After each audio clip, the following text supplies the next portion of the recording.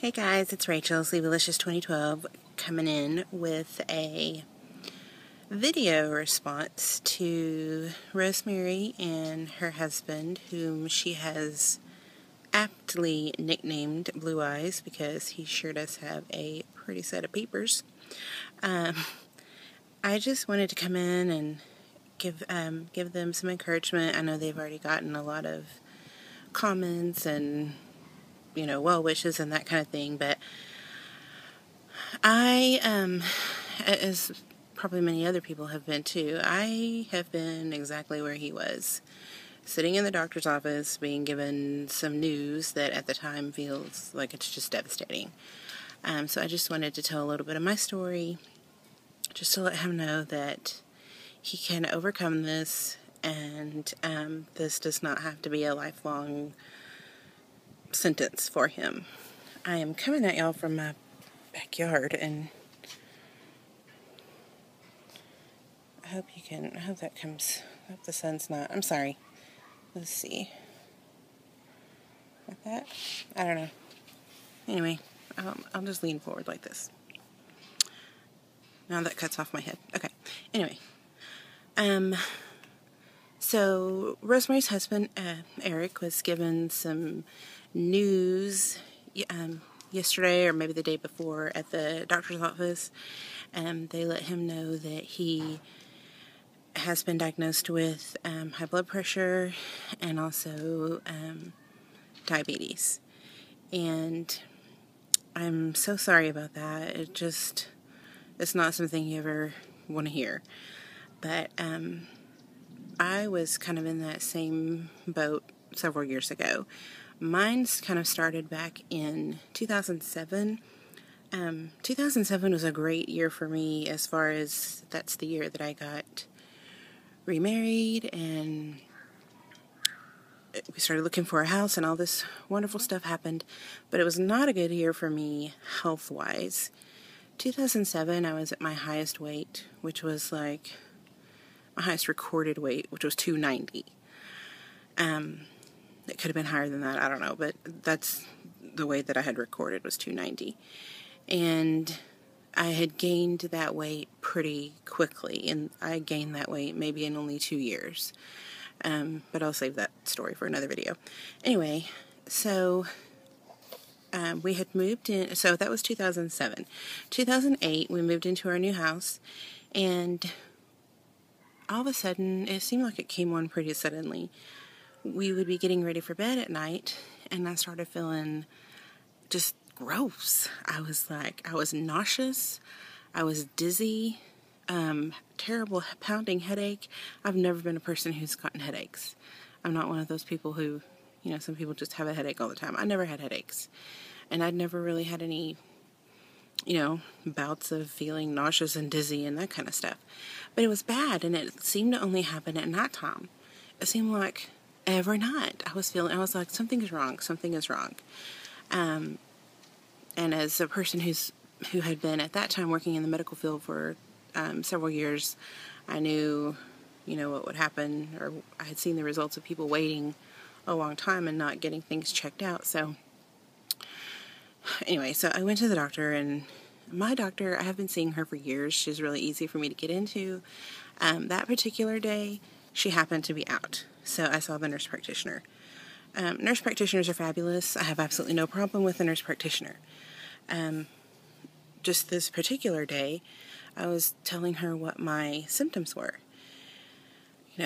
Nauseous, dizzy, headache, really, really nauseous. And she said, well, it's probably just stress. And I was like, no. Yeah, it's probably just stress. I was like, it's not stress. I know what stress is. Stress is being in graduate school, working 80 hours a week for Child Protective Services, being a single parent with very little income. I know what stress is, and this is not stress. I don't get nauseous and dizzy every single night from stress. So I actually had to argue with it about the woman, and finally I was like, I'm not leaving here without blood work. I don't know what her problem was. I don't know why she didn't want to do the blood work. Anyway, I did the blood work, called me back a couple days later, I went in and they were like, okay, well, you're diabetic, and we're going to prescribe you medication for high blood pressure. And I was like, I'm not taking medication. I'm not taking diabetic medication. I don't want to be diabetic. And the girl was like, okay, you will take metoprolol, blah, blah, blah, blah. You will take this. You will take it this day. And I guess as a social worker, I'm a clinician, and I believe everybody has the right to self-determination, and I did not take kindly to being told you will take this medicine. And so I told her, no, I'm not taking that. And she was like flabbergasted. She said, well you have to take it. You need this, and you're going to die if you don't take it. And I was like, okay. So I ended up taking the medicine, and I took it for a while, and yeah, it worked. I started feeling better, but not really, because I was still diabetic. And so in 2009, I guess, I was like, I don't know what I'm doing, but I'm not doing this anymore. I don't want this life. I'm not going to take this medication forever. I don't want to live this way. And so I finally just said, that's it.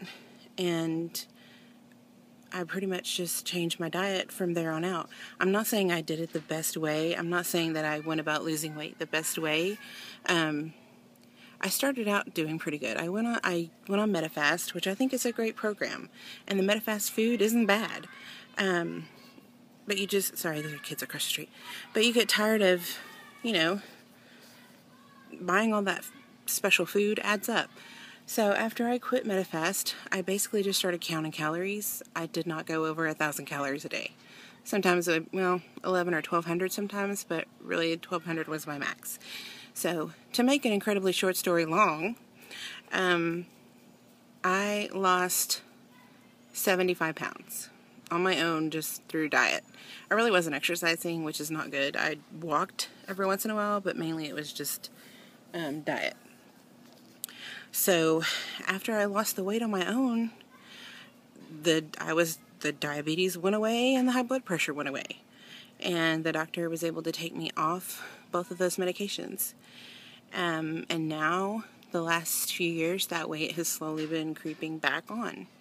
And I don't know what I'm doing. I don't know what I'm doing to myself. I don't know, even a health scare apparently is not enough to get me to keep all of that weight off, which is part of the reason I'm going to be having surgery.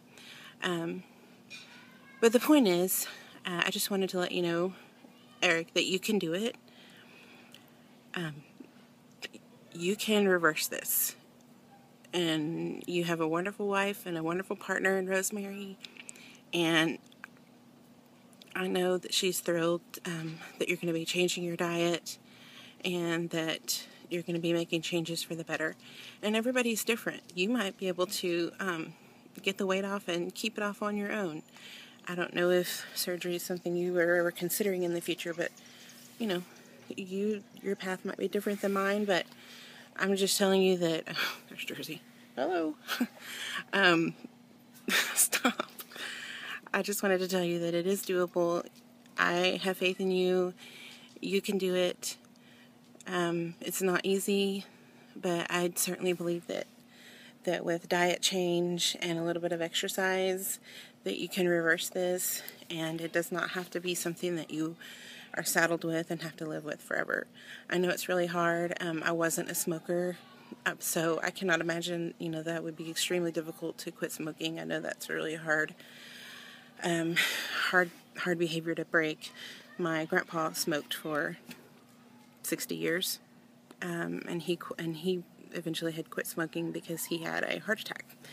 He lived, and he is still with us, but I know that was really hard. So anyway, I just wanted to come check in with you guys, let you know I'm thinking about you.